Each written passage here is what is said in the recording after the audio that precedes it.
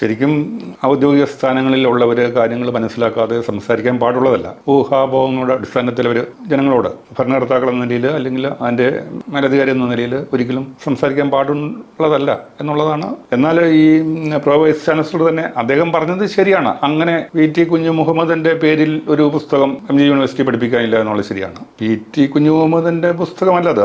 അദ്ദേഹം അതിൽ ഒരു ലേഖനം എഴുതിയിട്ടുണ്ട് എന്ന് മാത്രം. PM വിനുകുമാർ എഡിറ്റ് ചെയ്ത പുസ്തകം. അപ്പോൾ പിന്നെ അങ്ങനെ ആ പുസ്തകം കണ്ടെടുത്തി അതിൽ പി.ടി. കുഞ്ഞു മുഹമ്മദുമായിട്ട് എന്തെങ്കിലും ഒരു ബന്ധം അതിനുണ്ടോ എന്ന് ശരിക്കും പരിശോധിച്ചതിന് ശേഷം വേണമായിരുന്നു പ്രോ വൈസ് ചാൻസലറും ഒരു അഭിപ്രായം പറയേണ്ടത്. കാരണം യൂണിവേഴ്സിറ്റിയുടെ ഉന്നതാധികാരിയായിട്ട് വർത്തിക്കുന്ന ആളാണ്. അവരുടെയൊക്കെ അഭിപ്രായം കേട്ടിട്ടാണ് പോലീസൊക്കെ തങ്ങളുടെ നടപടികളൊക്കെ ആസൂത്രണം ചെയ്യുന്നത്. അതുപോലെ തന്നെ പെട്ടെന്ന് ഒരു ചോദ്യം ഉണ്ടായപ്പോൾ നിയമസഭയിൽ വിദ്യാഭ്യാസ മന്ത്രി അങ്ങനെ അതിനെക്കുറിച്ച് അന്വേഷിക്കാം എന്നൊക്കെ മറുപടി പറയേണ്ടിയിരുന്നുള്ളൂ. അന്വേഷിച്ചിട്ട് കാര്യങ്ങൾ ബോധ്യപ്പെട്ടിട്ട് വേണമായിരുന്നു സംസാരിക്കാൻ. അല്ലാതെ ആളുകൾ ബഹളം വെക്കുന്നുണ്ട്, നിയമസഭയിൽ ഒരു സാമാജികൻ അങ്ങനെ ചോദ്യം ഉന്നയിച്ചു എന്ന് വിചാരിച്ചിട്ട് അപ്പോൾ തന്നെ എന്നെ കുറ്റക്കാരനാക്കി സംസാരിക്കുക എന്നൊക്കെ പറയുന്നത് ശരിക്കും ഔചിത്യമുള്ള ഒരു മന്ത്രിക്ക് ചേർന്ന നിലപാട് അല്ല എന്നാണ് അന്നും ഇന്നും എനിക്ക് തോന്നിയിട്ടുള്ളത്. അങ്ങനെയൊക്കെയുള്ള അനൗചിത്യം ഈ പറയുന്ന ഉദ്യോഗസ്ഥ വൃന്ദത്തിൽ നിന്നൊക്കെ ഉണ്ടായതിൻ്റെ പേരിലാണ് ഈ കലാപം ഉണ്ടാക്കാൻ ശ്രമിച്ചവർക്ക് അതൊക്കെ ഒരു വളക്കൂറായിട്ട് മാറി.